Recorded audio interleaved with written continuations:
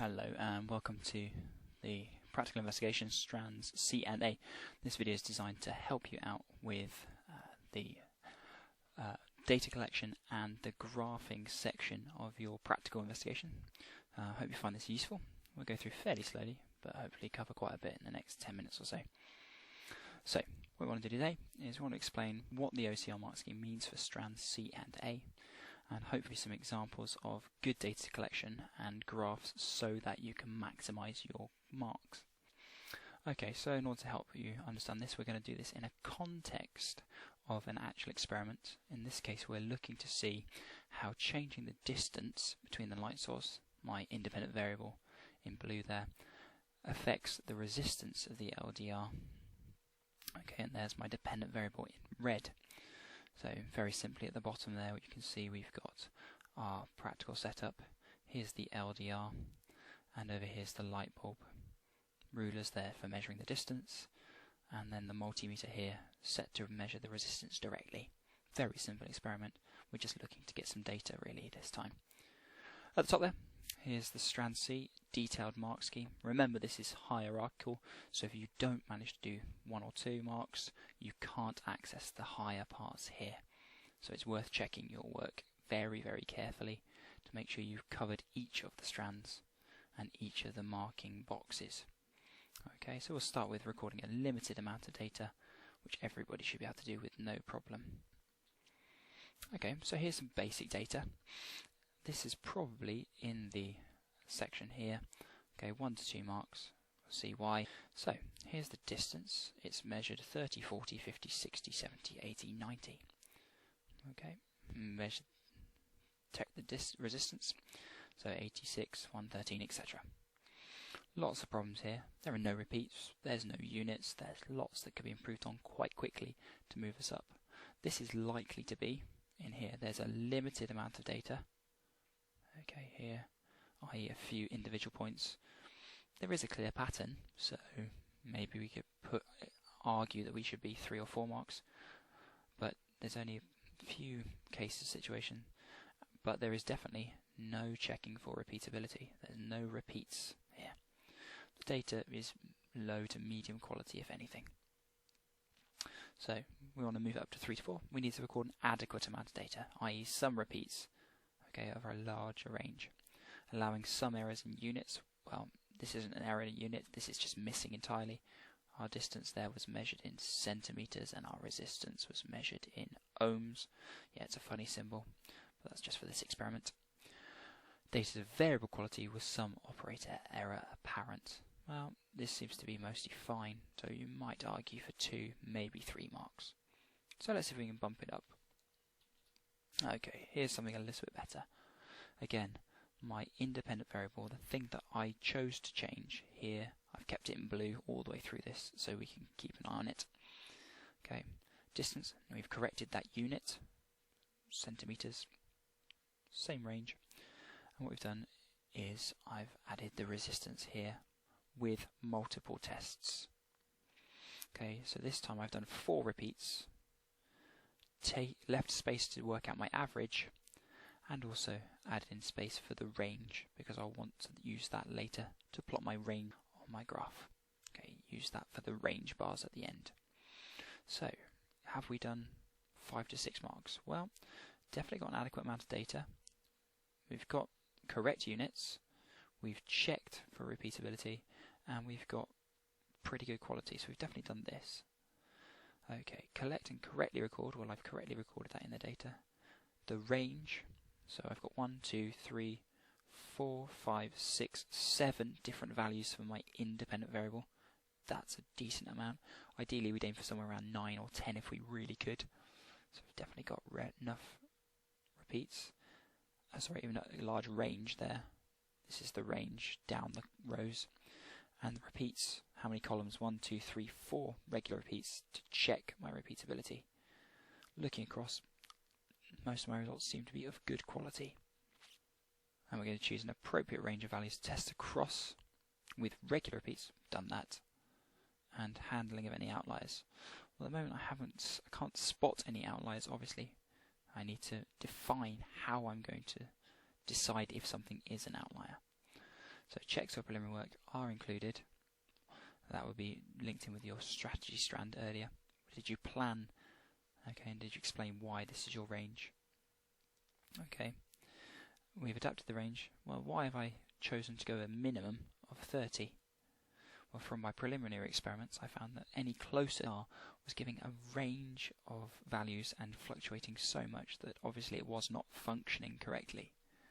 Why did I choose a maximum of 90? Well, in this case, I chose a maximum of 90 because that was limited by my measurements from my meter ruler. Okay, so I've explained why I've got the range and the number of measurements I've chosen for my experiment. How can I be certain to get those top marks, 7 or 8? Well, here's a few subtle changes. Okay, if you have a look carefully, very similar to the previous table, mostly the same raw data, so my values are the same. However, notice here the average is matching the number of significant figures. So here I could round to the nearest whole number for my resistance, 94. And as such, my average is rounded to the nearest whole number, 91. And my range is, again, to the nearest whole number. That means we've been consistent all the way through our table. This is better. Okay, and it gives the examiner and the person marking your coursework greater confidence that you know what you're doing. How can I comment on outliers or show that I've appropriately handled any outliers if I don't have any in my table? Well, I could explain how I chose my outliers. So I've done that here. I've written a very, very short section to say, here, I've chosen to note a result as an outlier if the resistance was more than 8 ohms away from the average. Outliers I will not include in my average or my range bars. If possible, and I had time, I would perform extra repeats to check the repeatability of my tests. So even if you find that your data is of very good quality and you have no outliers, you can make sure you get these 7 or 8 marks by commenting on how you would spot an outlier in your results. Okay, we've taken this data. We want to move on and now put that on a graph. Okay, resistance, average and range, they're ready to plot on my graph. So here's strand A. Okay, we've recently met with some of the examiners and we wanted to check what they were saying here for this strand, because you'll notice there's 2 paths. There's the top path and there's the bottom path. The top one is all to do with graphs.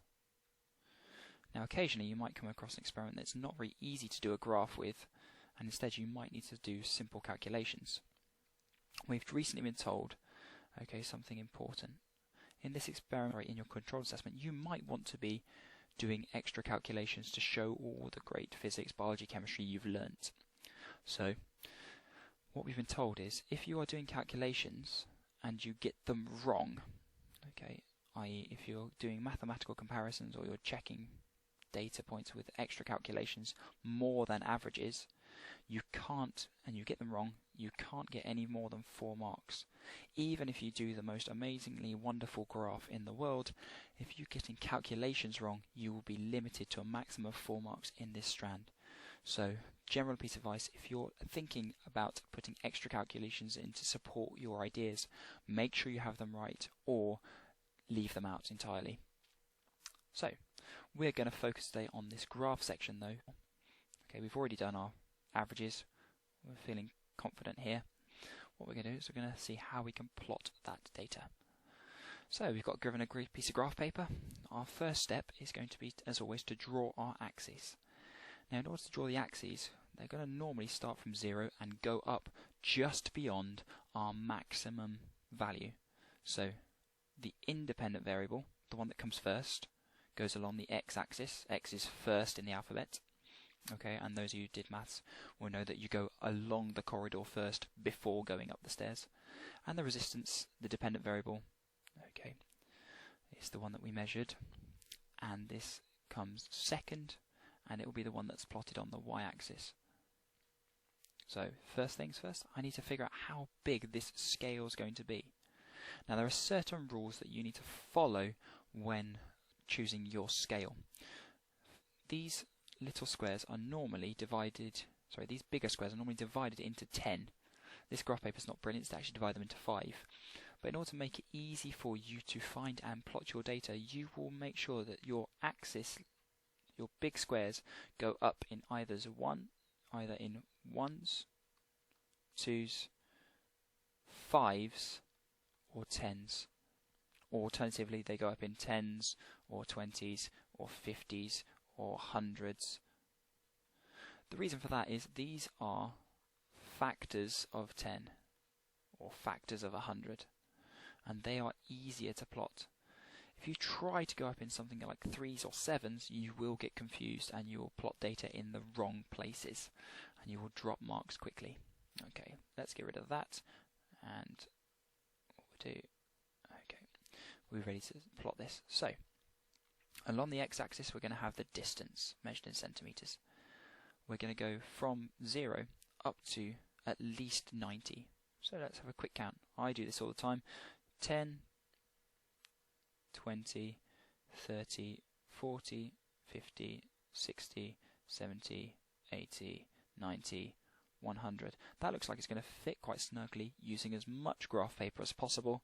So if we put that in, there we go. Okay, notice I've labelled it exactly the same as it is in my table. You're allowed to copy and paste this from the table onto your graph to help you out. Okay, let's get rid of that extra ink. Okay. On the other axis, we're going to do resistance. Now, careful here. I might be tempted to go in and see that my largest average is 209. However, if I do that, I won't be able to squeeze my largest range bar on, which is 214.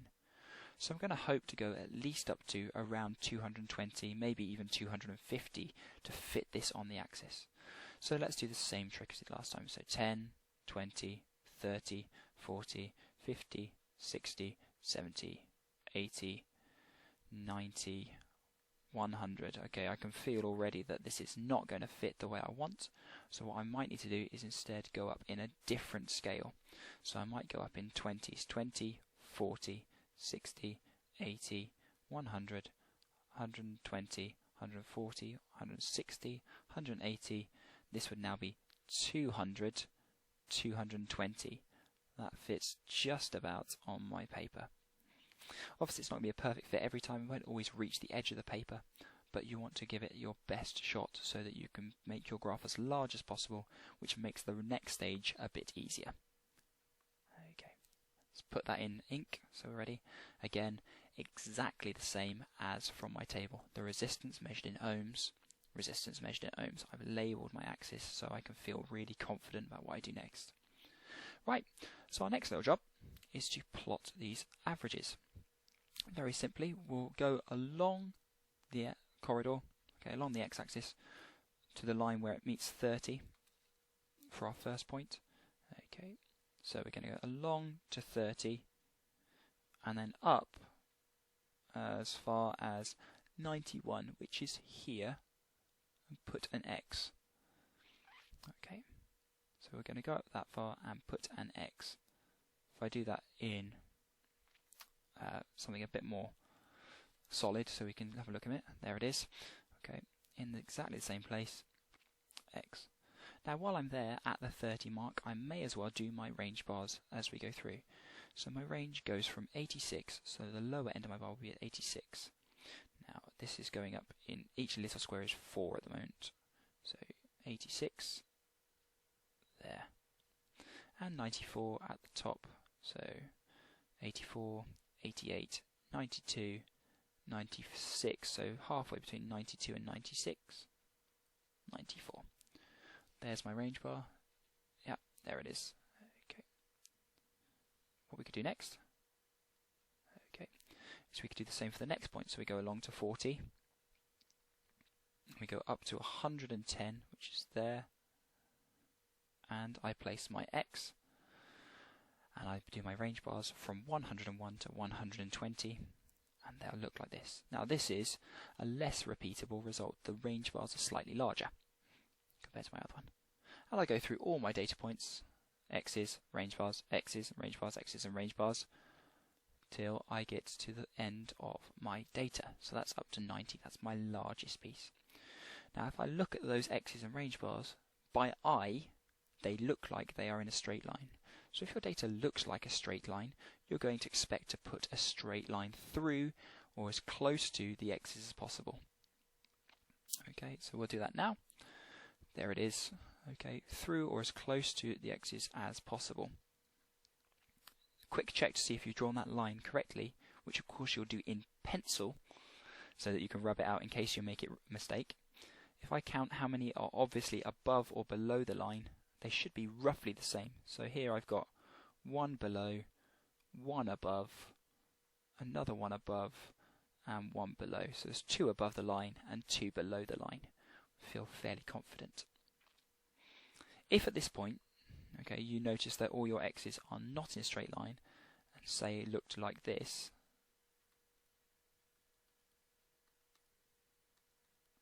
that's obviously not a straight line, and what you would do instead, let's put some range bars in there, is you would draw your graph with a smooth curve. Okay, piece of advice I normally say is a bit like Fruit Ninja. You will put your arm inside the curve, so feel free to turn your graph paper upside down, and then swing your pen carefully through there with one smooth curve. Again in pencil, because you can rub it out and redraw it until it is nice and smooth. One last thing then, what if you did have an outlier?